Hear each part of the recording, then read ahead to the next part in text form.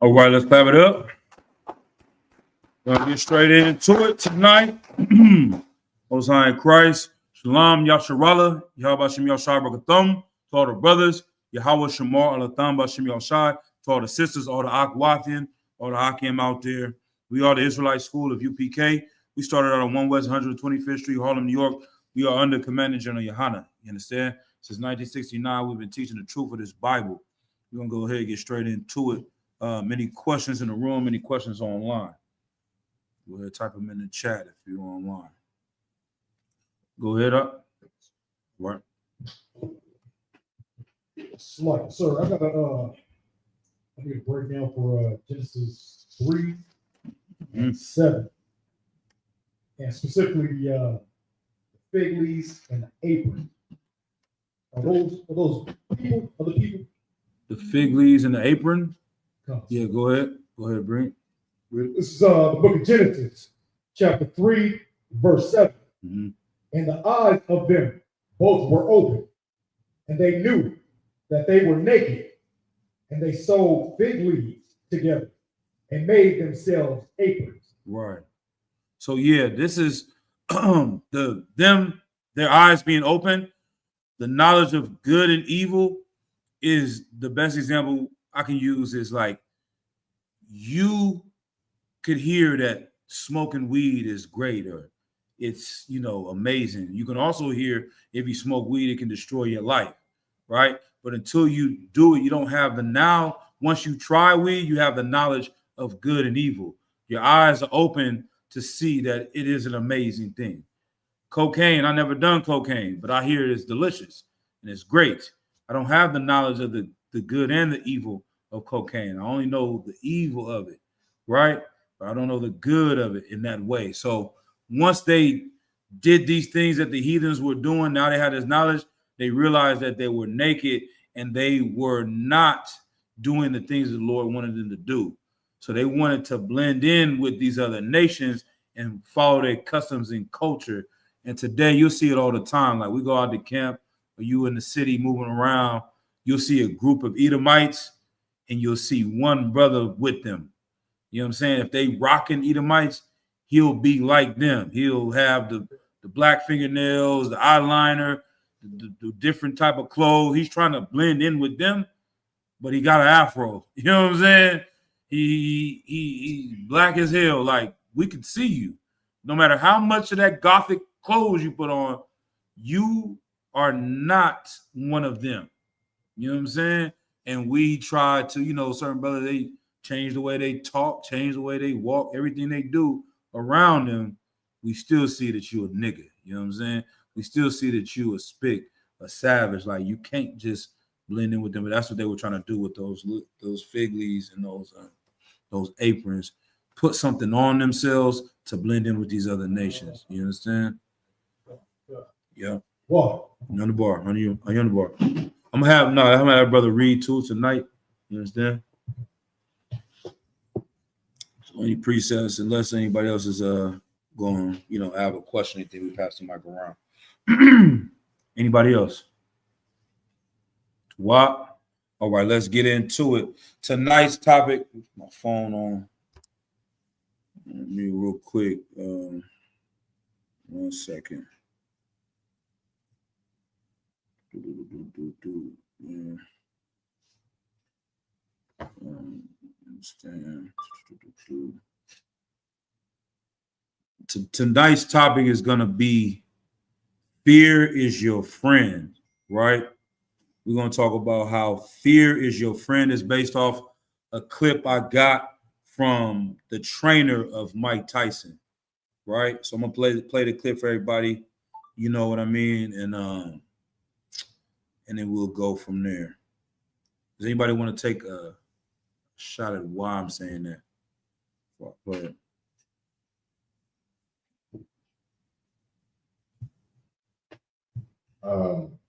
Like I said, I think you're saying that because we shouldn't fear anything but the Most High. And anytime you ever catch yourself feeling fearful of anything, any carnal things in the world, or like harm, or even how something might make you feel, to rather to run from it, but to embrace it. Not quite. The first part is accurate. Where you saying the fear of the Most High. Go ahead up. Can you Slocker, sir, can you repeat the question? So the question would be, the title of the class is "Fear is Your Friend," right? Why do you think? I'm just throwing it out. I didn't really give y'all too much, but he did lean into where the direction is going. Why would you say fear is your friend? Because usually, you know, we shouldn't embrace fear for the most part, right? So, Slocker, so I'll say it's your friend because the beginning of wisdom is to fear the Lord. I'm right. I said, give both of y'all for this game. That's the precept, right? Matter of fact, somebody find that for me real quick. Proverbs 9 and 10. Go ahead.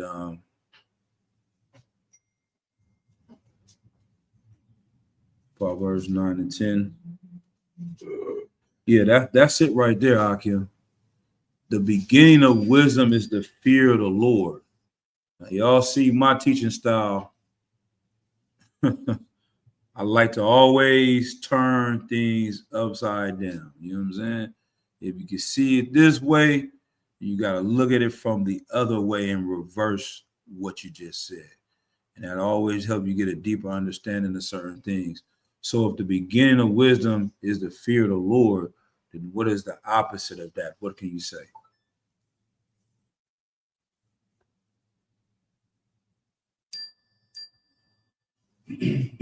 Slocker. Go ahead. The opposite of that would be death. But if you don't fear the Lord, then you will sin against the Lord. So that means that you're going to be put to death, which means that the wages of sin is death. Damn. So, yeah, it's death. Okay, and I see that is a good answer. That's not the one that I wanted, but that is a good answer. Get up on the hand for that. And the brother online, Mathamiyah, had a question too. He said, Slagi, I don't want, if I may, how do we know if fear is coming from our own thoughts or a demon? Right? That's an easy answer right there. But go ahead up. Go ahead and expound on it. I like to get, you know what I mean? I came up in a lot of schools, they have something called a Socratic method. Y'all heard about that? So Socrates was a philosopher, teacher. He used to sit like in a circle and they would teach by getting all the students involved. You know what I'm saying? So just sitting there talking to somebody for 45 minutes, an hour, the mind of the students is important of knowing and questioning and seeing where your mind is at. So that's why I do that a lot.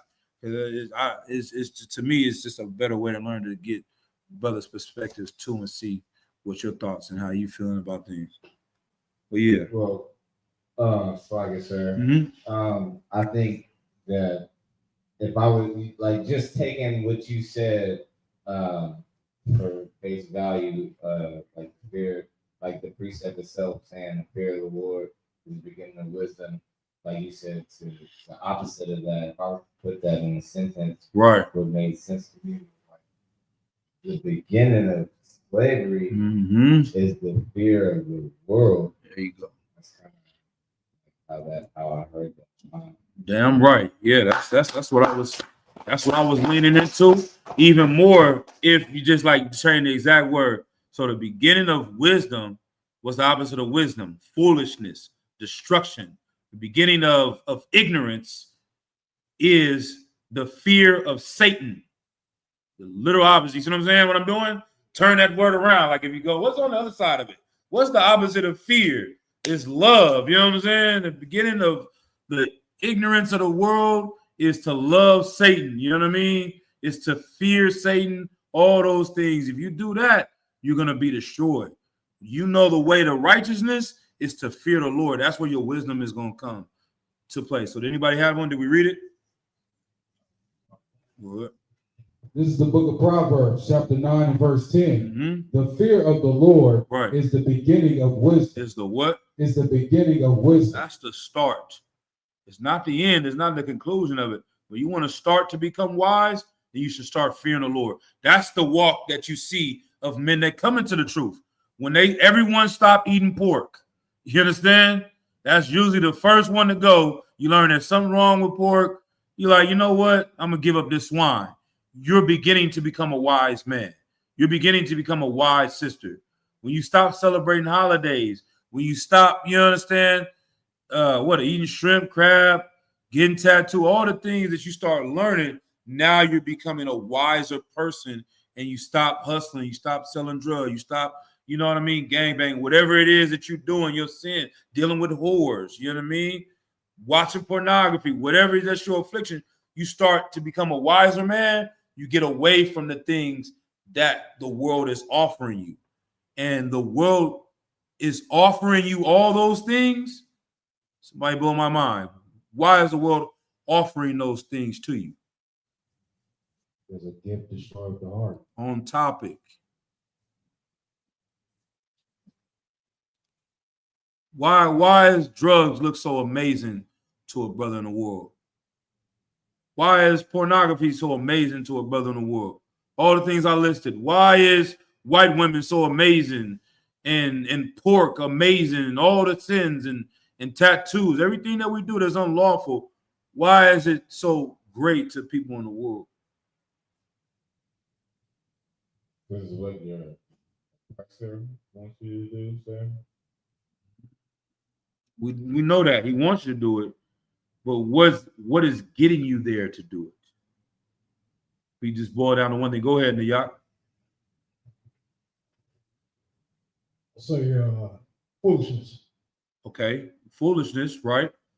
But okay, what's the motivation? Let's just boil down to one sin: getting high. Why are people getting high? What is the main reason people get high? To escape reality. All right, bring it all the way home. What? Go ahead. It's on topic. Destroyed for lack of knowledge. It's close. It's close. It's close. You got it. I think I seen it, brother eyes. You know what I mean? I was gonna say because our people love simplicity, and also too that they. I'm gonna cut you off right there. It's very simple. When I'm asking those type of questions, it's right there in front of you, and I'm gonna give it to y'all for time's sake. And this is, from watching Captain Yadazak, watching General Hyman and stuff like that. Like the answer has already been said. It's just right there. They're getting high because of fear. You know what I'm saying? It's on topic. You know what I mean? It is the topic. You getting high because you are fearful from the things that went on in your childhood. When your father came home drunk and beat the crap out of your mama, you was in fear that night. And then when you get older, you're stressed out, you're paranoid, so you get high to escape the memory because of the fear that you went through this situation. What are the brothers that say there's gangbang in Chicago all the time? They can't stop sipping syrup. The one brother, he was with who was that was with them cats? With Chief Keef, the big homie that died. No, the older one back in the day. He died from sipping syrup. From yeah, I know, right? Damn, I can't remember the brother's name. He was bringing Fredo. He went out, destroyed his whole liver and all that. And they was asking in interviews why he couldn't stop doing it. He was like, man, because of all my partners that died and all the things that I've seen is the reason why I can't stop sipping this juice. You understand? So this is very tied into it. So that wisdom, once you learn to replace all your fears and only give it to the Lord, you will move in the right way. Because All right, let's just go to the topic though. So I'm gonna play this video real quick. I'm gonna share the screen. I don't know if y'all can see it on the screen. And then let me answer the brother's question too. To answer your question, Matham Yad, he said, how do I know if fear is coming from my own thoughts or a demon? If the fear is telling you to fear anything other than the Lord, then it's a demon. You understand? Even your thoughts of fear, those thoughts come from a demon. You see what I'm saying? You think it's your voice, but if it's telling you to fear anything else, then you have made that thing you're fearing your God. You fear getting evicted from your landlord and going homeless, then you will do anything to pay your rent. You're not trusting in the Lord. You're not saying, oh, if I go and sell the drugs, then the Lord is going to destroy me and destroy my family. You're saying the landlord supersedes the Lord. So I can't be homeless, so I got to do whatever I can in order to survive. That fear is now of Satan. You know what I mean? So that's how you know that. But this one right here, let me see what I got. I'm going to make the screen bigger. It's about 2-3 minutes of a few things I want Custom Model to say.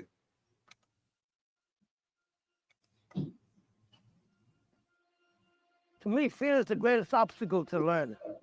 And unless one understands fear, he could never learn as quickly as he should. Fear is like fire. If you learn to control it, you can make it work for you. If you let it get out of control, it can destroy you and everything around you. Or like a snowball on a hill. A snowball on a hill, you can pick it up and do whatever you want with it. But let that snowball roll down the hill, it gets so large, if you try to stop it at that point, it'll crush you. So fear is like that. We've learned to understand fear. Most people think of fear as something to be ashamed of, something to be really embarrassed about. But I teach these boys that fear is a normal, healthy thing. I often ask them, who is your best friend? Well, they try to name individuals. I tell them, no, your best friend is fear. Do you know the difference between being afraid and being yellow, or the difference between a hero and a coward? And I tell them there's no difference between a hero and a coward at all, how they feel, but it's what they do that makes a difference. That's what makes the difference between a hero and a coward. Now, the people who watch you do what you do, judge you on what you do, not how you feel. If you go out there and you do what you do, and you do it in what people call an heroic manner, they think of you as a hero. And if you do things as a person does that's often referred to as cowardly or whatever, they think of you in that way. But the hero and the coward feels exactly the same. You have to have the discipline to do what a hero does and to keep yourself from doing what the coward does, or the so-called coward. Everybody's a coward, more or less.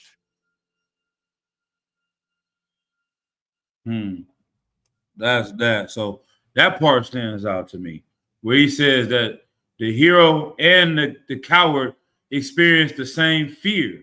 Now, somebody Google the word courageous. You know what I mean? And now I think we went over that before, but that word courage, it definitely, or courage, either or, you know what I mean? The root of it. But the word courage, to me, when I hear it, I always just think of somebody that just is fearless, doesn't have any fear. That's not the definition. Let's see what we got with courageous. This is the definition of courageous, not deterred by danger or pain. Brave. Right. All right. Give me courage then, but not deterred by like danger. You don't run away from danger. You know what I mean? It's not gonna change your behavior because it's something that's in danger that you fear. Go ahead. Courage, the ability to do something that frightens one. Damn. Right. The ability to actually do something that actually you are afraid of.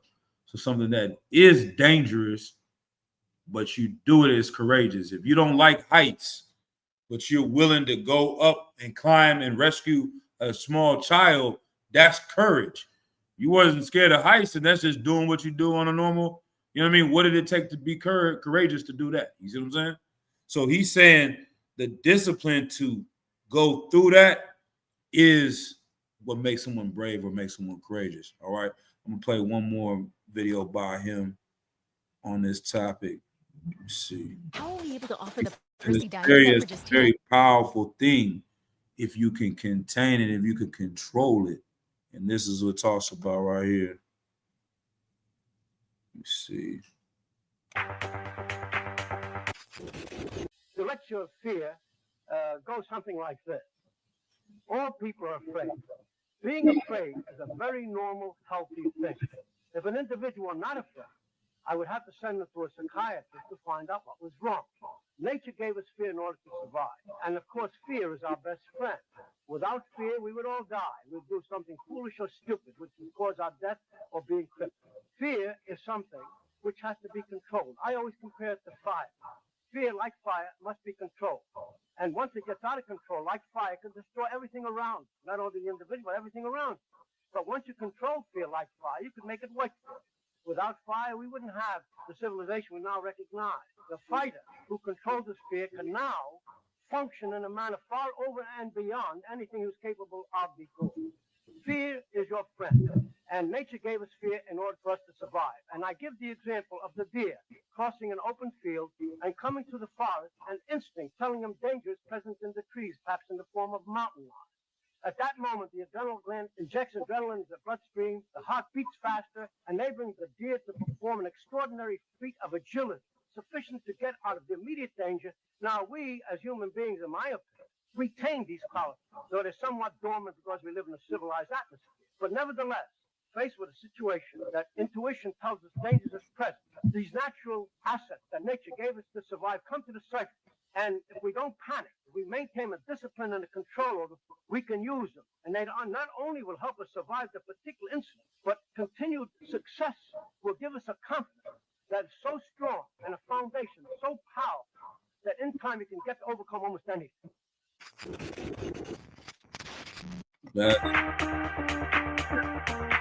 Let's see if Mike Tyson explains. You know, so odd that you said it. My mentor, Customato, his objective was to think of nothing. You're nothing. Nothing's nothing but the objective, the job. And that was his psychological warfare. You know, nothing matters. You're nothing. Nothing. The only thing that matters is the objective, and getting through accomplishing that objective by going through these methods of boxing. Do you ever stop and think about how fortunate it was you ran into that guy? Listen, to this day, I really don't understand that. So how did this happen? Because so many people. Listen, by the time I was born, he was 66 years old by the time I was born. Yeah, crazy. So many people could. Let me see if he talks about unprecedented grasp of the mindset required for combat sports. That was the thing that always really stood out about him.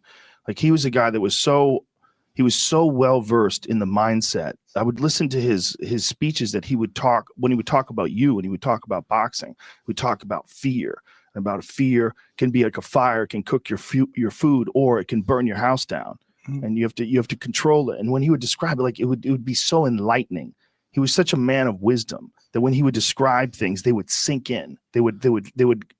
Somebody could say the same thing, but with him, he had so much life. He wore so many hats. He was a psychiatrist. Yeah. He was a doctor. He was a father. He was a mother. You know, he was just all around that individual. Yeah, and with an amazing knowledge of boxing. And for a guy like you, it was almost like it was ordained. And that's what I always said. It was meant for me to meet this guy.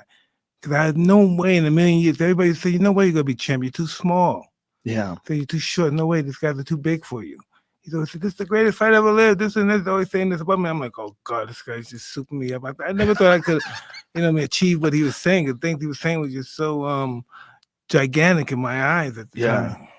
Yeah, I mean, when it all happened and it turned out that he was true, and you have to absorb all the incredibly famous guy. You were the best. He's a great guy, a great, amazing.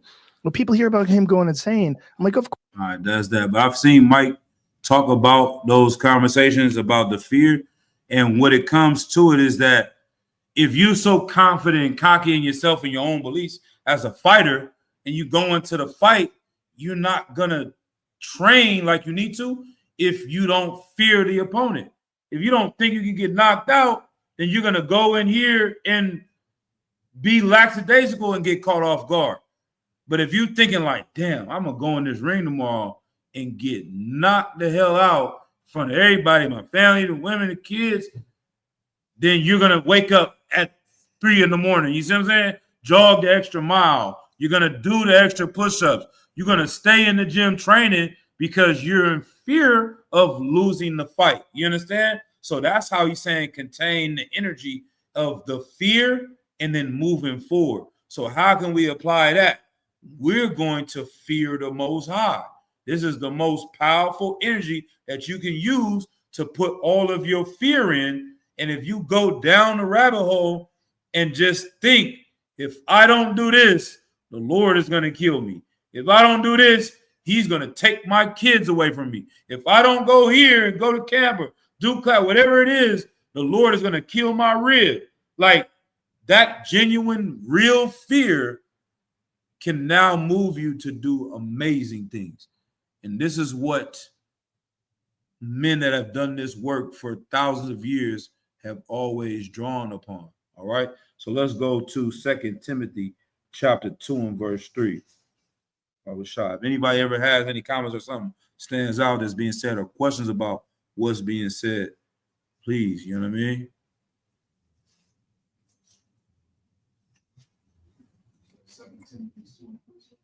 Yeah, come.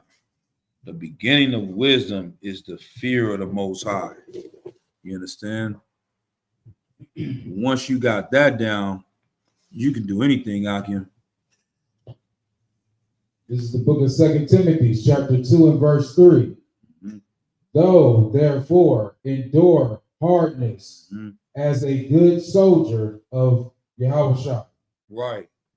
We're saying the Lord wants us to endure hardness as a soldier. That's what Christ wanted. He wanted to build an army of soldiers. You understand? All right. And so if you think about the mindset of soldiers that join the military, how do they get involved with the military? They ready to go fight. They want to protect. They willing to die. They're able to control their fear enough in order to do some action. That's the same thing we got to do. You know what I'm saying? Keep reading. No man that warneth entangleth himself with the affairs of this life, that he may please him who have chosen him to be a soldier. Right. One more time. No man that warreth entangleth himself. No man that warreth entangleth himself with the affairs of this life. Right. Like if you are gonna be a soldier, you can't worry about the things that the world worries about. You can't fear the things that the world fears because it's gonna cause you to move in error. You understand? You can't fear losing your rib. You can't fear losing your children. You can't fear losing your job. None of these things. If you do that as a soldier, you fearing the wrong things. You understand? Keep reading. That he may please him who have chosen him to be a soldier. Right. So we've been called to this work. We've been called to be soldiers in order to please our Adawan, Yahushua Mashiach, to please the Most High in Christ. We have to let go of all those things and stay focused and stay locked in. All right. Let's drop that. Let's get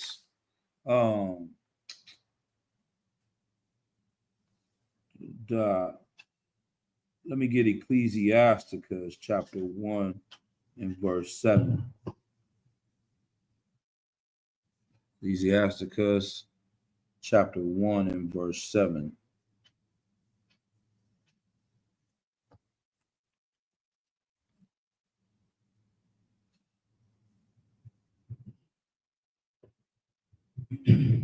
This is the book of Ecclesiasticus, chapter 1 and verse 7. Unto whom have the knowledge of wisdom been made manifest, and who have understood her great experience. Right. Have Nayat read. Read it again, up. Come walk up. This is the book of Ecclesiastes, chapter 1, Verse 7. Mm-hmm. Unto whom have the knowledge of wisdom been made manifest? Right. Who has gotten the knowledge of wisdom? Who is able to get this knowledge of wisdom? It's not these cats in the world. It's not the people that's running the country. Donald Trump doesn't have any goddamn wisdom. Elon Musk doesn't have wisdom. You have $1 billion. You have a military. You have all the resources, the government, social media, all these things at your hand, but you're not wise, right? Keep going. Gonna walk up. And who hath understood her great experience? Mm-hmm. Verse 8. There is one wise and greatly to be feared. There is what? There is one wise Right. and greatly to be feared. Keep going. Or the Lord is one wise. Oh, Salaki. No sweat. The Lord sitting upon his throne. Right. The Most High is the one that deserves the fear. Drop down to verse 11. Verse 11. Mm-hmm.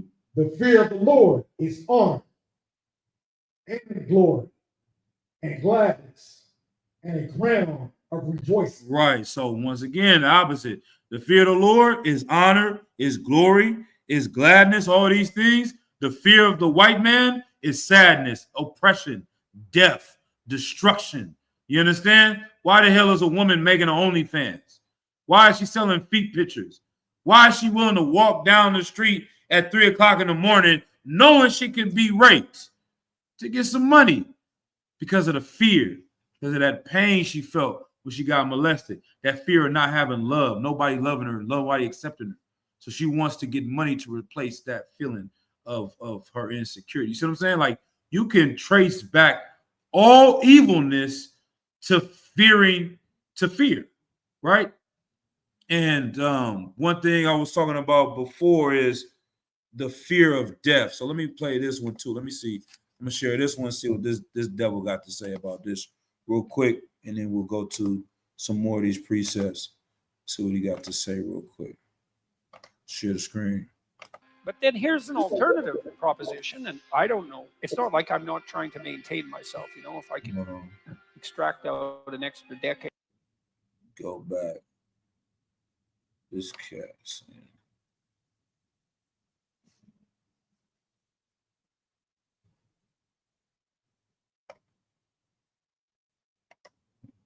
You'd think that if you were offered something approximating immortality and health, you'd take it.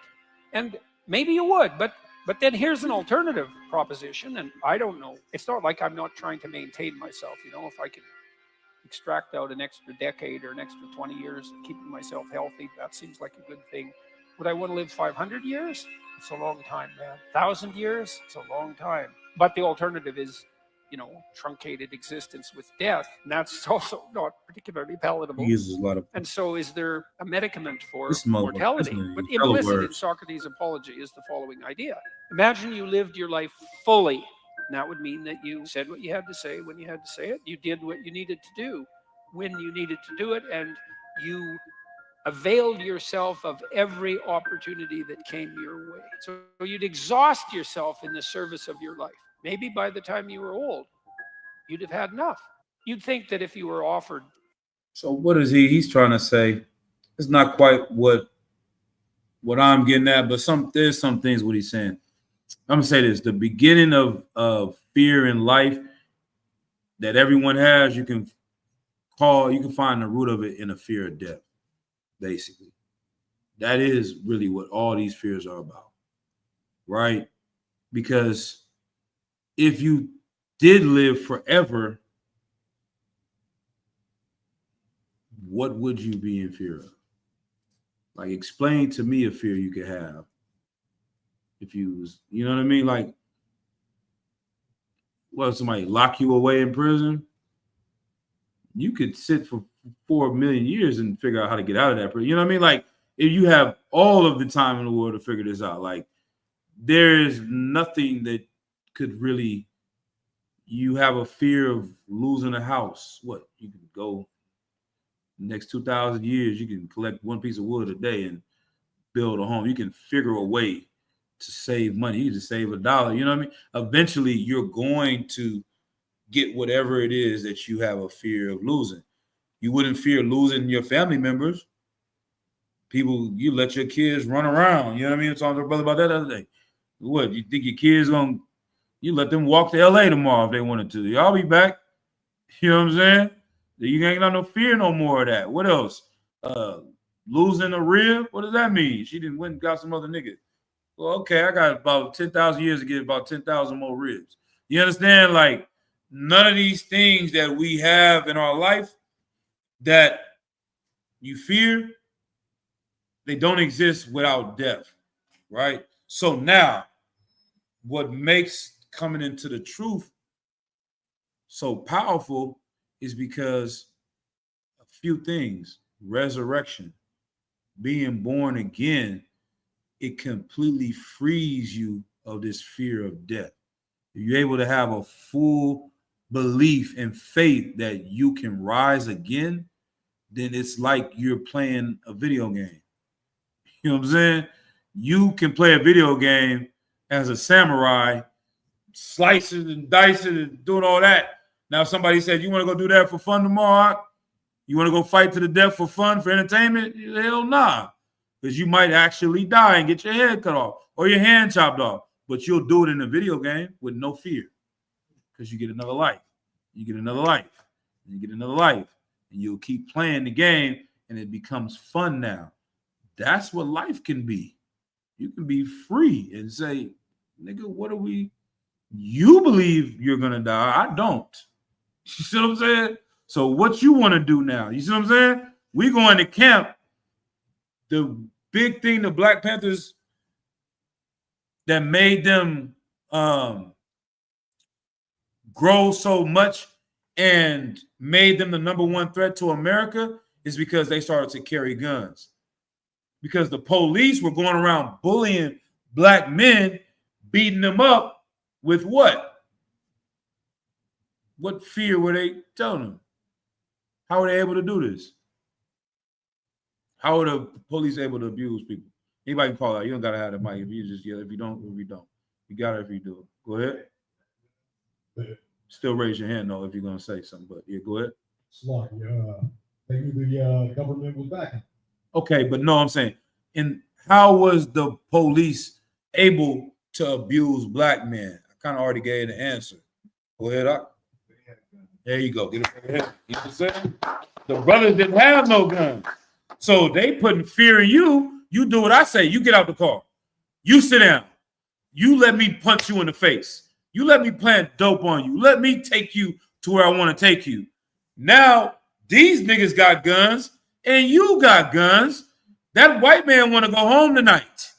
He didn't want to come out here and die tonight. He wanted to bully you and put you in fear of him.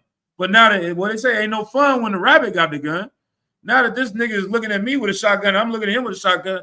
It's a 50-50. And really knowing how niggas get down, the odds of me, I couldn't even make a basketball shot. I'm a geeky white boy. I'm not good with this. You know what I'm saying? I might lose this thing.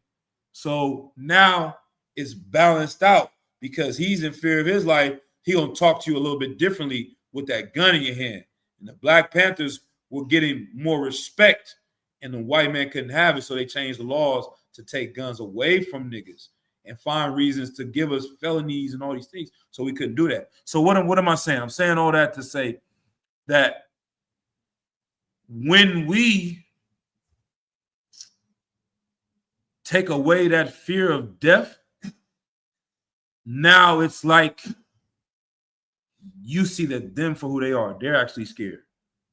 We go to camp and this white person can come over here and be doing this, or a brother or whatever, and threaten to kill niggas and all that.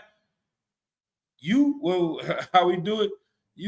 What's the song? You know what I mean? You doing this to me? You want to put fear in me? Nigga, I can do this again. I'll be back. I'm gonna rise again. You should be in fear of the Lord. You don't fear the Lord. The Lord can punish your body in hell and in earth. What did he say? And he can destroy your spirit and your flesh. You don't fear the Lord, you're tripping. I would be tripping to fear you. You should be fearing me because I'm with the Lord. You see what I'm saying? The beginning of wisdom is the fear of the Lord. So if you're with the Lord, your power is expanded. You know what I'm saying? And the other thing is following Christ. Not only did Christ teach resurrection, he actually, or reincarnation, he actually came back in the flesh after people watched him die. So now we following a man that is, you can't stop him. So what reason should I fear this Roman Empire and not speak the truth? That's how they destroyed all of our leaders from the days of Moses to Jeremiah, was putting fear in them that this empire, this king can kill this prophet and do this to these people and take your wives, take your children. And if you're not ready to lose all that, you're not worthy of Christ. You see what I'm saying? So this is what Christ was doing. All right, let's keep going now. Salaki. This is verse 12. The fear of the Lord maketh a merry heart, and giveth joy, and gladness, and a long life. Verse 13. Whoso feareth the Lord, it shall go well with him at the last, and he shall find favor in the day of his death. Right, drop down to verse 18. Oh my God. Verse 18. Right, that's crucial. I didn't want to run past that though. And shall find favor in the day of his death. So that's tied in as well. Once again, this moment that everyone else doesn't want to get to is a glorious moment, right? They say that it's better than in one's day of their birth is better in the day of their death. The life that you live, the things that you've done. When you're born, we celebrate the day that you was born. You had nothing to do with it. You had nothing to do with being born. The Lord made you. Your parents made you. What glory is it in you being born? But in you dying, you have a legacy. You have a life that you live, that if you live the right life, then people can speak on that. That's glorious. You understand? And so this moment that everyone else won't speak up. Think about all these leaders. Jay-Z might know the truth. P. Diddy might know the truth. All of them know the truth. LeBron knows who we are. They ain't going to do it because they in fear. And they ain't even in fear of losing their life. They just in fear of losing money. You know what I'm saying?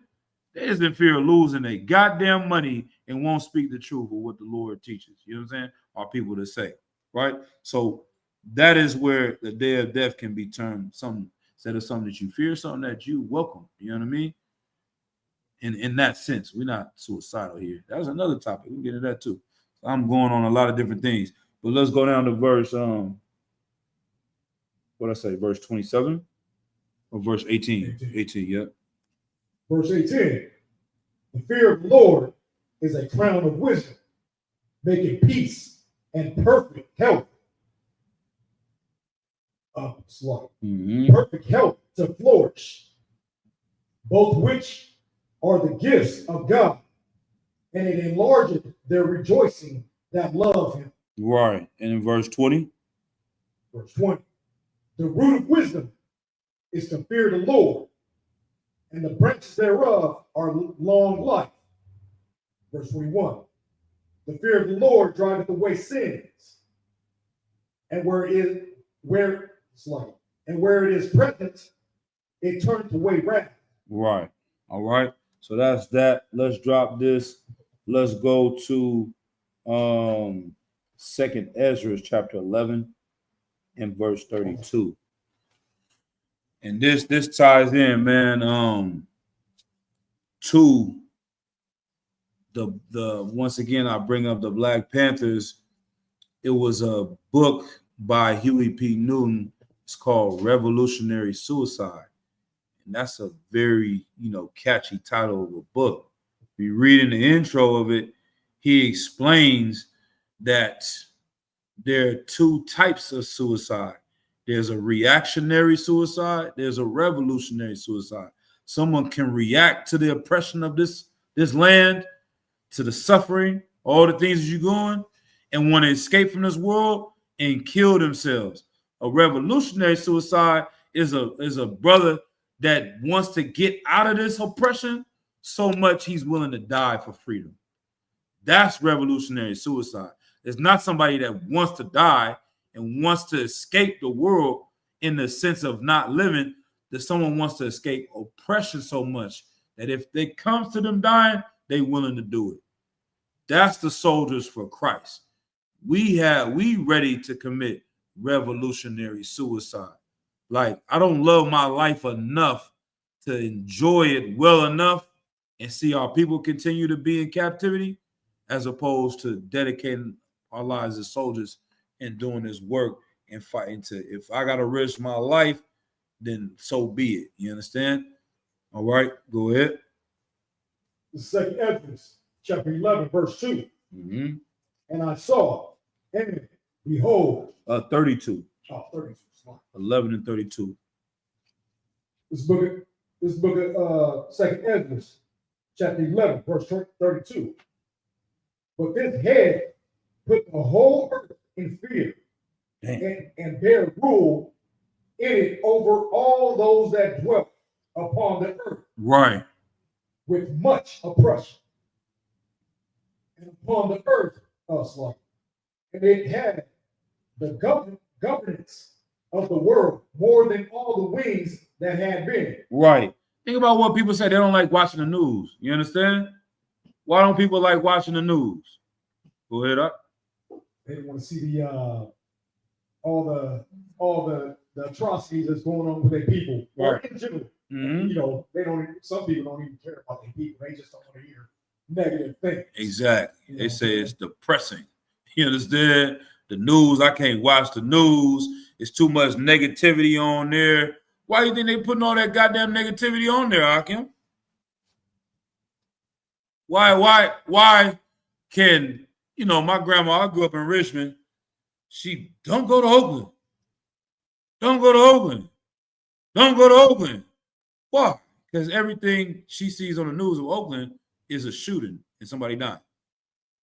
But then when you get older, a little bit wiser, you go to Oakland, niggas getting killed, but not 24/7, 365, kids playing at the park. The majority of the time, it's not that. But on the news, the only thing you see is the violence and the death.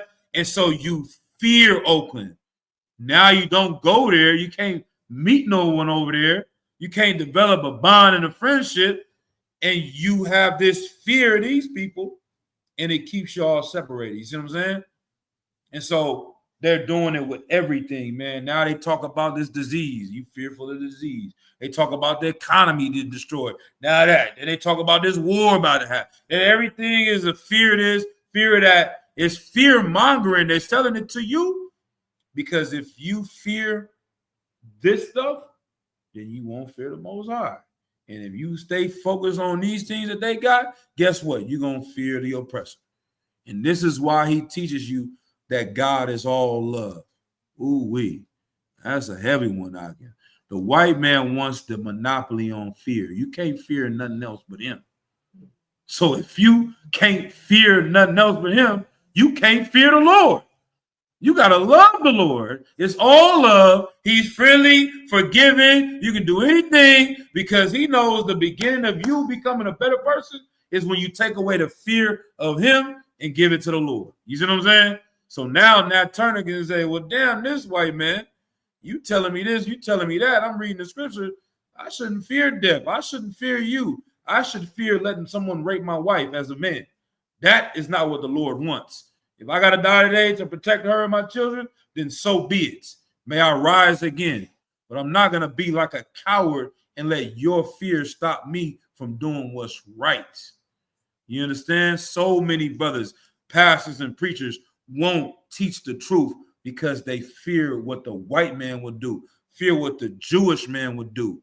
Y'all know up until a year and a half, since October, whatever day, people were so scared of Jewish people, it ain't even funny. The coldest gangster won't say nothing about Jewish people forever. It was like that. The only people that would speak against Jewish people up until a year and a half ago when this terrorist attack happened was who? Good. Yeah, I'm right. You show me. Give me the footage. Give me the information Show me who spoke against the one people no one would ever speak against. I will wait here. You understand? Even who? You can get close examples. Malcolm X. What's his name? Khalid Muhammad. You can say whatever you want, Farrakhan, but they always take a step back when they start getting close to them Jewish people.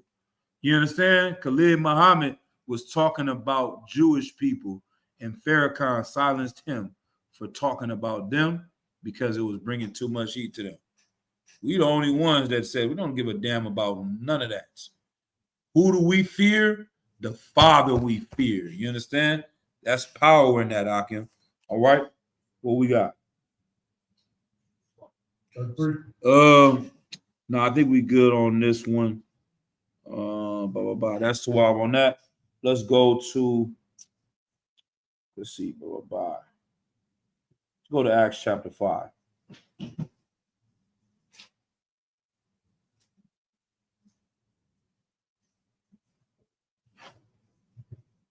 Sisters out here getting BBLs for fear. Jesus. She just got a BBL. What is what are you scared of, sis? About to lose your goddamn life. What is it really all about, man? They tell you about heaven and hell. Everything, man. Let's go what we got. Acts chapter 5, verse 25. Gotta walk up. This is the book of Acts, chapter 5, verse 25.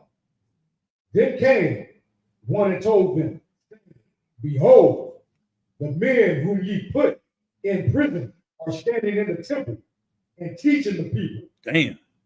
So, yeah, let's keep reading. We're going to read this story, right? Verse These men were told by the leaders of this place in this government that if you keep teaching this, you're going to go to prison. They're going to lock you up. They put them in prison. Keep going. Verse 26. Then went the captain with the officers and brought them without violence, for they feared the people, lest they should have been stoned. Right. So they knew the people were listening to these prophets. They're like, we ain't going to just go yoke them up and beat them up because the people might start attacking us. So these soldiers was in fear of the people too, though. Everybody got a little bit. That's the Black Panthers. Like, you can bully black people unless you think black people are going to fight back. Then they don't want to do certain things. They treat you a certain way. Go ahead. Verse 27. And when they have brought them, they set them before the council. And the high priest asked them, verse 28, saying, did not we straightly command you that ye should not teach in this name? Right. And behold, ye have filled Jerusalem with your doctrine and intend to bring this man's blood upon us. Right. Like, didn't we give y'all the order to not teach about Christ, not teach about Yahushua? Why y'all being hard-headed, knowing that this is a life and death situation with y'all? We could kill you for keep doing these things. Go ahead. Verse 29. Right. Then Peter and the other apostles answered him and said, we ought to be God rather. We ought to obey God rather than men. Right. So that's where they said this thing, this age-old trick that Satan has been doing, getting people to do things and bow down and submit to him, was that fear of death. That's the most powerful thing they can do to you, to stop you from doing the work of the Lord. Outside of that, it's a wrap. So we knew Peter walked with Christ. Peter was on water with Christ. Peter seen all the miracles. Christ said, you are going to be the rock that I build my church upon. Peter was with the business. When they came to grab Christ, he, boom, pulled out the sword, ready to cut the dude's ear off. But even Peter denied Christ 3 times because he had fear. You see what I'm saying? But once Peter seen Christ come back, it was on and popping. Now he's standing in front of them. They're like, Peter, we're going to kill you. I don't give a damn about none of that. I don't care what you're talking about. I'm going to obey God rather than men. So do what you need to do. But as for me and my house, we're going to serve the Lord. You understand? That's so powerful, Akim, that this is what the oppressor has done everything to cover up. You gotta think about it. Like, it was heavy when General Muhammad brought it a couple weeks ago about the apologetics that come in and try to go against teaching the truth. And he said, why don't they ever talk about Jewish people if Jewish people don't believe in Jesus and Jewish people don't follow, you know what I'm saying, the New Testament? How come the same people that want to battle us as Israelites never try and battle Jewish people? And he said the reason why they don't do it is because Jewish people pay them to battle us. The Jewish people are cashing them out to do that. So just think about how much money was invested in destroying our people too. Like, it's not just a one-way street. They make money off of us, but if they could destroy us without investing in destroying us, they would do that too. Am I making sense, or am I speaking a little bit too quick? What do you think I'm saying? Like, it costs money for them to destroy us too. They invested in these cats to go against us because they know if they don't stop the truth, then we would rise up. You know what I mean? So these cats, man, would do everything to stop us because it's the most powerful thing on planet Earth, man. Is a group of niggas that's not scared of death and is doing it for free. Ain't getting a paycheck. Esau military, they may be patriotic, they may love America, but most of them ain't gonna do it for free. And even if they do, it's not because they really love America, it's because they hate niggas and Arabs and they just want to kill something. They don't want to die for nothing. I seen it on Netflix. It was in Iraq or Afghanistan, and that same white boy was out there talking mess from Texas. He got popped. He turned into a bitch quickly. Like, he wants to go there and kill nothing. He don't want to go there and die. Nigga, you dealing with a different type of nigga that's ready to die. You see what I'm saying? That's revolutionary suicide. Like, that's powerful. Christ had a men of soldiers that is like, okay, they even call it, if you study war, it's called the X factor. If you dealing with a military and you trying to go to war with a people, if their hearts and their minds are set on something and you can't change their hearts and minds, they are more powerful than a larger military that has superior weapons. It's called the X factor because, yeah, you can train this man to go and do these things and do this and do that. But if he gets fear and he doesn't want to do this anymore, then what do you got? That's why they say one of the weakest armies to have is a mercenary army. You understand? Like, if you have an army that's full of people that you're paying to do it, when the ish hits the fan, they're really in it for themselves. They're not in it for anything else. But if this army of people, you got 10 people over here and you got 1,000 people over here, this 10 people will find a way to defeat this 1,000 because they're fighting for everything that they believe in, and they're fighting for a check. And if you run out of, if Caesar call in and say, yeah, that money for your new Camaro ain't coming in, you know, you're like, well, nigga, I'm dropping these guns and shit. I ain't about to be out here. You know what I'm saying? But nigga, we doing this for the Lord. They had a scene in a movie called Paul. It's like about a little alien. It's a super religious Christian white, right-wing white dude. And he trying to save his daughter because she with the aliens. He think it's a demon and all this stuff. They didn't shot the man in the chest or something. He's supposed to be left for dead. Next thing you know, he down the freeway driving, supposed to be half dead. And they're like, this dude keep coming. He said, I'm on a mission from God. Like, he ain't gonna stop. You know what I'm saying? Like, that is dangerous to these people. You know what I mean? All right. So it's like the brother said, righteous courage. You know what I mean? But so that's how they was rocking and rolling with Peter. Let's drop that one. Let me get what's that I want? Spirit of Fear. Like, it's a few things.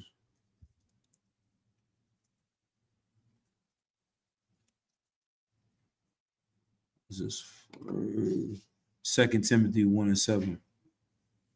You understand? But yeah, these things, once we start unraveling them and getting, you know what I mean, focus on whatever thing that plagued you coming out of the world, and you start seeing through it, then the truth makes more and more sense. And you can help your other brothers in the world that's dealing with things, because now you start to see that the cats you look up to, some cats like King Von, he was actually scared. You see what I'm saying? Like, the fear allowed him to do all these evil things that he was doing, killing all these people. It wasn't because he was some brave man, it's because this brother was fearful out of his mind. And it's not what you think it was fearful about. Yes, maybe it was fearful about dying a little bit. You know what I mean? He might be going to kill to protect his life. But the main thing, what was his main fear? People that living like that. Because it ain't even about him losing his life. I'm going to say it again. Go ahead. The other side killing his partners, Yeah. his family. Yep. That lack of love. He didn't have love as a child. Anybody living like that didn't have love of a family. His family had to be destroyed. So that pain of not having a family, he found a bond in the streets. He found a bond in the gang and his brothers that are going to war with him. And when he lost his right-hand man, that pain and that fear of losing another brother, he can't deal with it.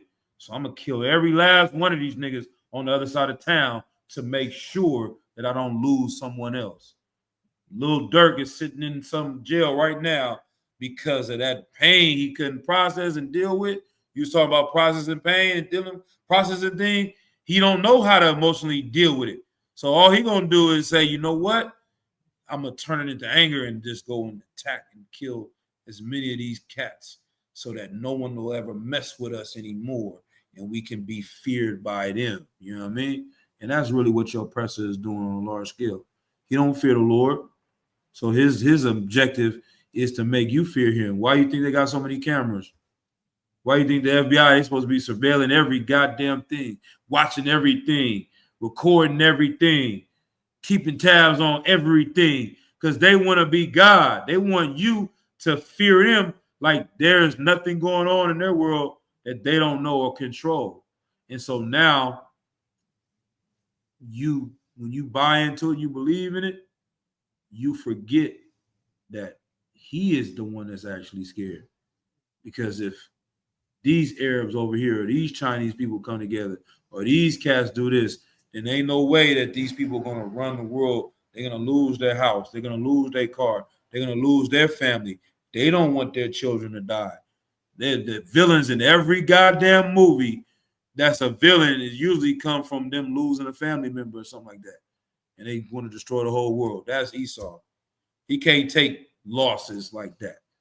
You understand? So it just turned him into a vicious monster and animal because he's scared to die. You understand? And get the things that's owed to him as well. All right. But go ahead. Yeah, please. It's like I don't want, but it's like a cat on the street that do so much dirt. You're gonna be always looking over his back. Right. It's Esau. Right. So I got all those cameras. He went all over the world with so much dirt. Yeah. He got cameras everywhere. Stay on point. Man, hey, get that brother head. That's an excellent way to break that down. You know that mindset, like, yeah, jack boys be paranoid. Cats that's known for robbing cats, they always have a different type of way they move. You know what I'm saying? And even what was I watching? Oh, Monster Cody. Cat robbers and killers, you know what I mean? They all kind of have drug dealers too. It's a certain little thing, but yeah, I think moving up killers, then robbers, then like drug dealers, they have a certain amount of fear that they move with. on a day-to-day basis based on those type of things. So it's like Monster Cody, he was a known killer from LA, 8 Trade Gangsters. And I was reading a little bit of his book when you went and bought your car. I was reading it for 10 minutes. He said his mom was telling him, we got to go to the grocery store to buy some groceries. He like, Mom, I can't go to that grocery store. She's like, she don't know her son, 14 years old. She don't understand what the hell he's talking about. Mom, I can't go over there. Nigga, if you don't get in the car, we going to the store over here. We're going to get something and come out of there. He like, God damn. So he grabbed one gun, grab another gun. He going to the store. He go in there. Next thing you know, you see 2 enemies. He whip out, they pull out, bah, bah. He got to shoot this cat in the grocery store, run out of there. Moms don't understand. Now she get it, but she didn't know the things that he was doing of why he was moving that way, because he didn't harm these cats and they want to harm him. So he had a fear going to the store that she thought was irrational. It's the same thing. Like, we don't know the extent of the evil the white man has done. So you don't even know how scared he actually is. So when you say it like that, like, yeah, China hates them. The Arabs hate them. The Africans hate them. The East Indians hate, you know what I'm saying? Like, other white people hate them. You know what I mean? Yeah, Charlie Kirk, you see what I'm saying? It's the same thing. Who else? You know what I mean? It just from on down the list. From Latinos, Blacks, Hispanics, Native American, all these different nations, they done so much robbing, so much raping, so much murdering. They become so paranoid. It's like you go, they didn't created the FBI and the CIA. They got a whole billion-dollar, trillion-dollar thing. You know how in the movie The Matrix, they had all them damn screens, and they literally watching everything. They like, they didn't lost their goddamn mind. And now we at the point where it is like somebody sitting in the room going crazy. They're like, I might be a girl today. I might be a boy today. So what they doing over there? And they watch, you know what I'm saying? This white man is losing his goddamn mind. You understand? They literally out of their effing mind. And this is the end of it. This is a psycho that's suicidal and goddamn violent and a sexual deviant, all rolled in one, controlling and dominating the world. That's why they get so much money, that they want to have power so that they cannot be messed with. But they see the writings on the wall, and the walls are closing in on them. You understand? It's like, man, I robbed the people in Brooklyn, so I moved to Harlem. And then you rob them niggas in Harlem, so now you living in Queens. Then you rob them niggas in Queens. You can't help it. You know what I'm saying? Wherever you go, you had money, but I just couldn't help it. I had to do it. I had to get them. Y'all know that from what's that movie? Minister Society. When he couldn't help it. He had to rob the nigga the reals. You moved all these hoods. Now you don't got nowhere to go in New York because you didn't rob every borough. And so when you over here, you just looking out the windows. You can't trust your best friend. You can't trust your mama. You can't trust. You think somebody gonna get you. That's where it is. The white man in America is at. Is the walls are closing in on them, and they out of this fear of survival, they destroying everything around them. You know what I mean? So 2 Timothy 2:1, and then once again, y'all, brother, that was an excellent point. Now, y'all. What? Yep. It's the book of 2 Timothy, chapter 1, verse 7. Mm-hmm. For God hath not given us the spirit of fear, Right. but of power and of love and of sound mind. Right. And of a sound mind. Right. So the Lord didn't give you a spirit of fear. Then who did? One of the young men of the triple. Go ahead. Damn right. Get a brother hand. You know what I mean? Satan had to give you that spirit of fear. Those things that you in fear of come from the evil one. You know what I mean? The sound mind, the peace of mind, that comes from the Lord. You're able to see through these things that you cannot die unless the Lord wants it to happen. And if the Lord wants it to happen, then that's what was supposed to happen. You understand? And you can rise again. So if that's what the Lord wants to happen, then that's what's going to happen. Other than that, if you make your life about serving the Lord, There's really nothing else, you know what I mean, to even stress about. All right. Let me see if I want this one. First Kings chapter 3. Let me see if I want it though. First Kings chapter 3. Verse 3, and we will close out. No, I'm not gonna go for that. This is talking about how how Solomon became a wise man. Deuteronomy 4:5.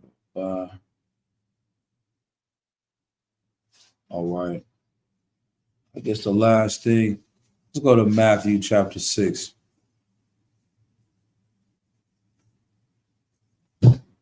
Is there anything that stands out that, you know, brothers feel like you can use in your life with this, man? Because once again, tying it in, how Mike Tyson became such a great fighter is that his fear in this analogy was a righteous fear. Wasn't a fear of cockiness and a fear of, you understand, the evil. He said, you know, this is going to make me work out stronger because I fear getting knocked out. This is going to make me get up earlier because I fear getting knocked out. This is going to make me not eat that food because I fear getting knocked out. It made him a better man. It made him more disciplined. You understand? And this fear of the Lord can make us better men and make us more disciplined because he is a terrible power. Like, this is a real fear, though. Like, it's not, I don't know, whatever they teach in the Christian church, what that means. But this all loving God they got, it's like, nah, you might lose your life and come back in a wheelchair without an arm. You might come back into a family where you're getting abused now. You might, you understand? The Lord can do anything to you. So why would you play with him? You know what I mean? Like, this is a boss of all bosses. You think the white man got cameras? The Lord got angels. You know what I'm saying? So anything you do, like, and that's another thing. Esau lowers your, throw out a 2 for, you know, like I said, comment, add it. Go ahead. So I think one thing for me personally going into this, like, I feel like I always believe in some type of way, even outside of the truth, but really shedding myself of the world and coming into the truth. One thing that I feel like I had to learn that this applies to as well is when, like, speaking about this, like, not holding my tongue for nobody as well. Mm-hmm. Like, every day when I get this this comes up a lot too in just regular conversation, especially when talking to people that are in the world, like, having to reiterate, like, the Lord is gonna kill me if I do this. You know what I mean? Like, I can't mess with y'all on this. I can't do this with y'all. Like, if I put myself in these situations that I put myself in before, when I was in the world, the Lord is gonna kill me. Like, instead of just thinking it, like, actually saying it, also, reassures me a lot. Like, don't play it, don't tempt the Lord. You know what I'm saying? Right. So I think that helps me a lot personally in my day-to-day life. All right. Well, man. You got something, Yak? Okay. I'm trying to get y'all brothers to talk. Man, ask y'all a question before we leave. But what about you, young man? Nothing, all right. What I was gonna say before the brother said something is that Esau, he's able to get you to do more evil as well because he's very relaxed in his rules as well, if that makes sense. He don't want you to fear him so much that you can't live your life. He wants you to not fear him at all enough to do whatever you want to do. As long as it was in this realm, you can go to the strip club. You understand? Like you can do a lot of, you can get high, you know what I'm saying? You can watch porn, you can do whatever. Like he give you all this freedom. You can eat pork, you understand? So now he just saying, just don't do this. Don't become revolutionary. Don't try to take over my power. Don't mess with the police. As long as you don't mess with our military and police, you good. Do whatever the hell you want to in here. As long as you selling dope, if it don't interfere with our government and our control of violence. If I talked about the monopoly on violence before, that's something I spoke about before at one point in time. The government has to maintain a monopoly on violence. No one can control violence other than the government. If you are in charge of violence, you're a threat to the government. What do I mean? If my big homie said, he said you could sell all the dope you want. Like the government really don't care about niggas selling dope like that. Like the big time D boys that make money, most of them know these things that last. Is the government, you can sell all dope you want as long as you're not killing people. It's when you start killing people and you selling dope that it becomes a big issue on a bigger level. So like El Chapo and all them, they're doing violence and selling dope. You're just selling dope, they wouldn't really bother you. But if you in a neighborhood and you are the one that controls life and death, now you are replacing the government. Why don't they tell the police what happened? Because Lil D and Felix Mitchell and Larry Hoover gonna kill me and my family. So whatever Larry Hoover say goes in this community. This is actually his country now. He controls that community because he controls violence. So the police and the government have something called a monopoly on violence. The only people allowed to choose life or death in a nation have to be these people. They have the power. What's it called when the police kill somebody? I think it's called the lethal force. They have a word for it, like a police officer has the authority to kill somebody, but nobody else does. That's why you can say, man, this dude just killed my brother in front of me. You can't just wake up tomorrow and go kill this nigga. They're gonna put you in jail because you're trying to usurp their authority. You're going around them.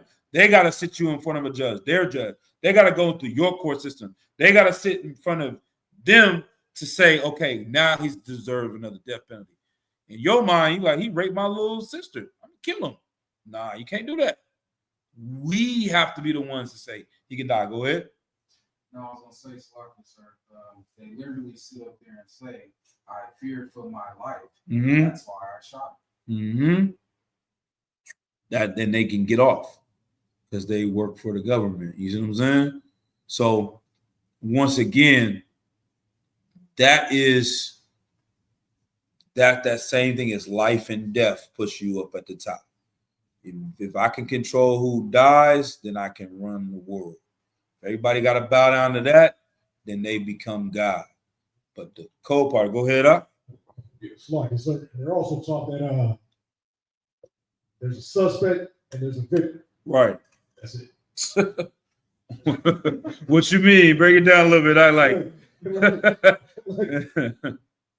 Okay, like for instance, I'll use one incident. This lady was held hostage. Right. Bank robbery, right? Right.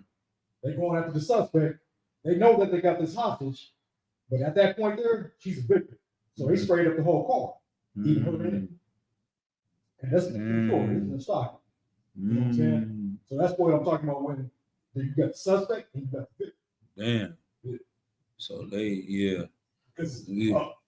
And also, like, if it was, let's say, if it was a chief of police, on the force fight, they would have done it. Exactly. You know what I'm saying? So they know exactly what they're doing, but they're trained. Right. And that's, once again, that's themselves making themselves God. You see what I'm saying? So, but now on the flip side, once again, the last thing I'll say on this is he's so lax you can eat pork. But imagine the power that we serve if you just join the gang and there's nothing you can hide from the gang leader. It's nothing. He knows everything. Like, you know how people be acting like that? And sometimes they be close to it. You're like, God damn. They even told us that at the slavery. They're like, yeah, put a couple spies in your office. You know what I'm saying? Let the people think that you know everything. Like, how the hell does this nigga know everything? You're like, oh yeah, I know you and y'all fucking. You know what I'm saying? Like, damn, how did the boss know that? I know everything that's going on in this motherfucker. You know what I'm saying? But somebody didn't told me, oh, you planning on quitting. You about to, oh, I knew that was gonna happen. Damn, how did you know all this? Because somebody's giving me this information. So that puts them in fear. You see what I'm saying? They're gonna move right. Like, imagine working for a mob boss gangster that knows everything. And he got some rules for you. See what I'm saying? He say, oh, take this pack, do this, do that, do this. You want to cut a little bit off the top. Nah, nigga. Niggas getting their hands chopped off for 0.1. You wanted to smoke a little bit off the top? Nigga, you just heard this nigga got knocked down last week for smoking a little bit off the top. Nigga, you ain't gonna touch it. I heard this nigga over here tried to holler at the boss's rib. Nigga just got his brains blown out. And they took his kids with him. Like, damn, this nigga over here tried, you know what I'm saying? Tried to make a side deal. He knew that happened. He know everything. And this boss says, if anybody over here eat pork, cutting their fucking head off. Anybody over here get a tattoo, I'm cutting their goddamn head off. Anybody over here sleep with somebody else's wife, I'm cutting their head off. If you eat shrimp, crab, lobster, celebrate one of them holidays at the ops, I'm killing them. And he knows, it ain't no question. It's like, oh, it ain't no question. He gonna find out. He already knew it. Well, you did it. It's all right. I'm sitting in hinders.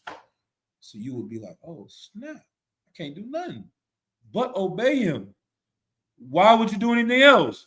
You wouldn't eat pork. You see what I'm saying? Because you know you're going to get your head chopped off. Pork ain't worth it. If I find out, you know, in the Philippines, they kill all the drug dealers. They president right now just started killing all the drug dealers' heads, started chopping them off. Nobody's selling drugs in the Philippines right now. They seen enough niggas get their heads cut off. Ain't nobody really doing it like that. Because the fear. You see what I'm saying? So you replace that fear, the oppressor, job, all that. You got the commandments. You know what you need to do. You're like, there's no escaping the angels. The Lord's going to get the information. He sees everything. He knows everything. I might as well obey if I love life.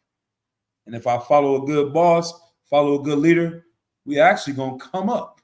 Why would I go to war with my boss when we can actually take over the whole goddamn world? He that powerful anyway. He that powerful to know everything and do everything. If I'm with him, I'm just as powerful as him. You know what I'm saying? So that's the life that we want to have, is we get closer to the Lord as we fear him. Everyone else is running away from him, not realizing they don't understand who the hell he really is. Because you can't see it. He that powerful, you can't see it. He Kaiser Sose. You know what I mean? But with that, that's it for me. You know what I'm saying? We'll go ahead and close the class out. For time's sake, it's late. I always go a little bit over, so I'm just gonna close the class out. We just do one courtesy salute, and we're gonna do it. Go ahead with the truth. Yep. We're gonna give a courtesy salute to the teacher. Individual. Majin.